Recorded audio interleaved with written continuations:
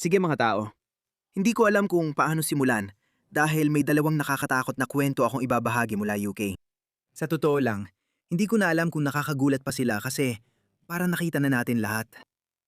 Nakita na natin ang pagpugot ng ulo, pananaksak, panggagahasa sa kalsada, pati mga batang sinasaksak. Lahat yan nakita na natin.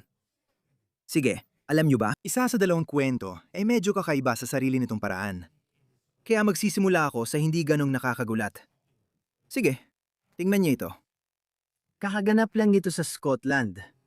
Kaya nang hindi ko muna sinasabi, simulan na natin dito. Tingnan niyo ito.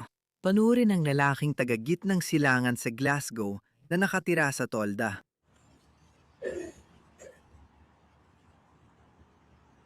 Sige, magsalita ka tungkol dito. Si Shari hindi, kaya hindi talaga siya galing Arabia.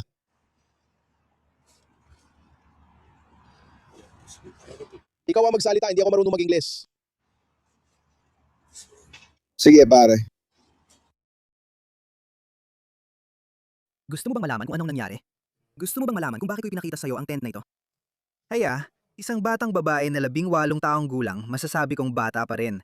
Kasi alam mo, hindi purket 17 ka, tapos naging 18 ka na, bigla ka nang nagiging ganap na adulto. Pero sige, patas lang.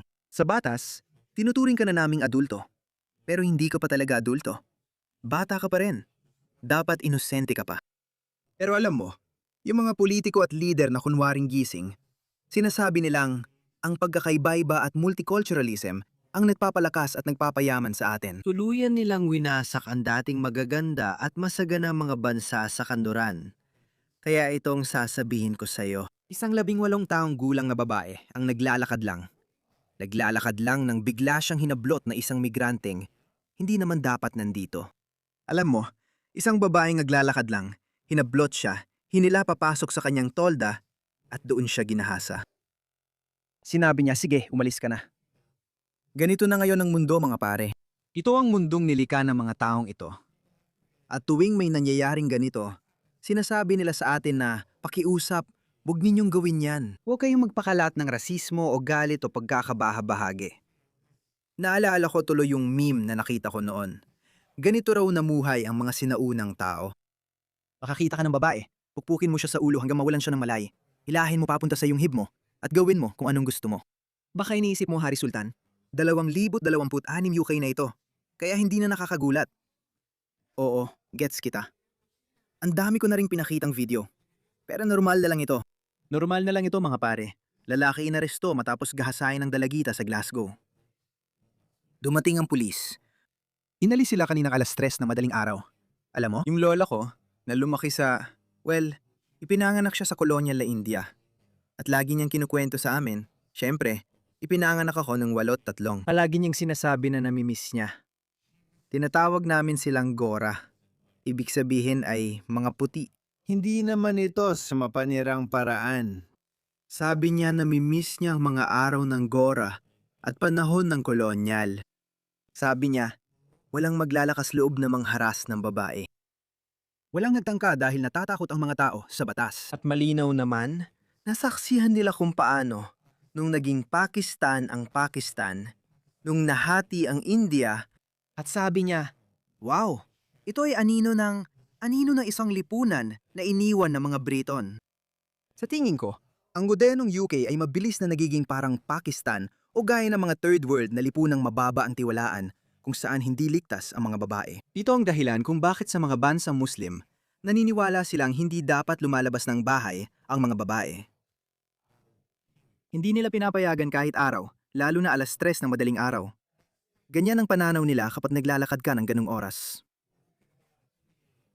Kung may dalagang naglalakad ng 3:00 ng madaling araw, alam mo na, ikaw ang may pananagutan.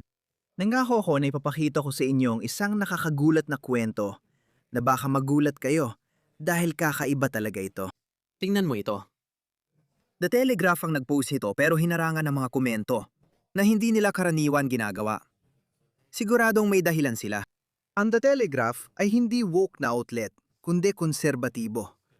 Pero may mga dati pa silang pamantayan ng pagiging disente, kung saan hindi dapat pinag-uusapan ang lahi at kultura sa kaduda-dudang paraan.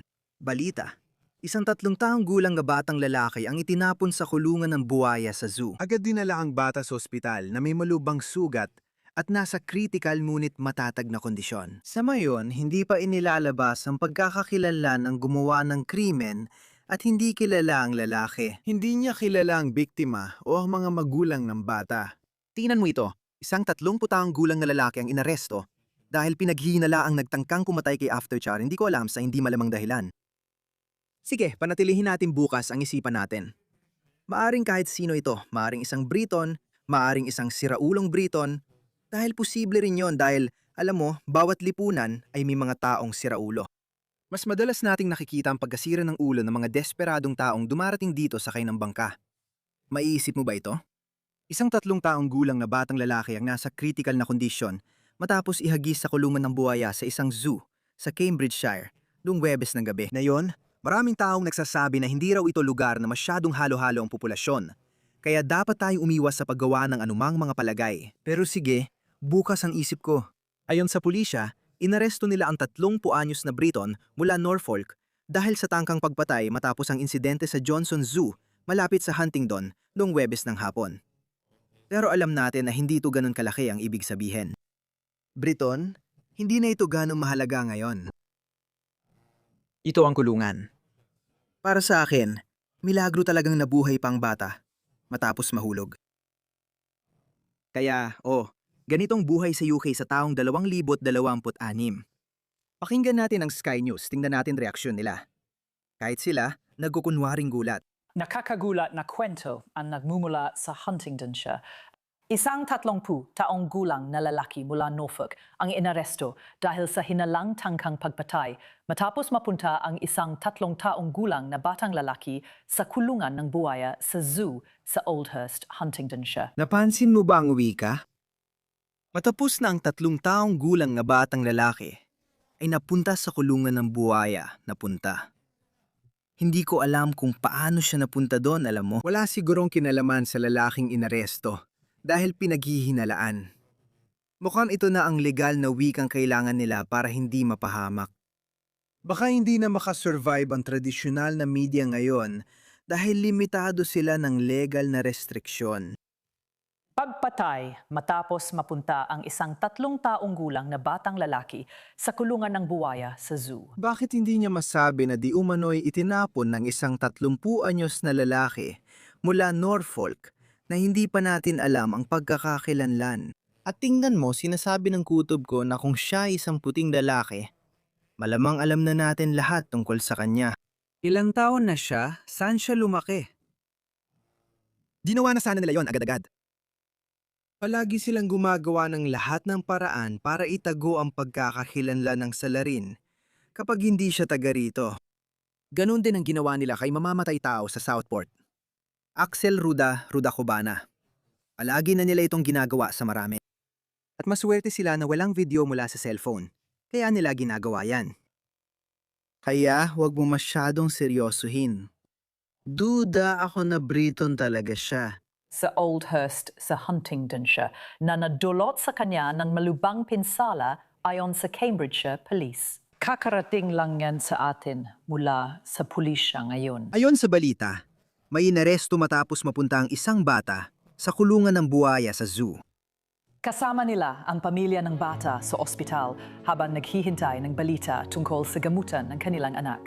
Kaya yan ang pinakabagong balita. Inaresto ang 30 anyos na lalaki mula Norfolk sa hinalang tangkang pagpatay sa Huntingdonshire. Tingnan mo ito. Isa pang video. Kakakalabas lang ito. Alam kong sinabi kong 2 lang ang ibabahagi kong nakakagulat na kwento. Pero sandali lang. Meron pang isa.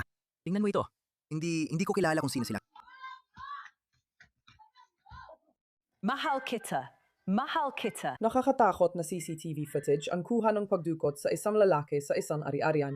Habang may babaeng sumisigaw, pakawalan mo siya. Ang 21 anyos na biktima ay pinalabas at pinasakay sa likod ng itim na Audi noong Disyembre 29 na nakaraang taon. Sa korte, napag-alaman na inilipat siya sa Telford na nakausli ang mga binti mula sa sasakyan bago siya bugbugin, pahirapan at tuluyang makatakas sa dumukot sa kanya. Si Haidar Ali, 22, ay nahatulan ng kidnap sa Shrewsbury Crown.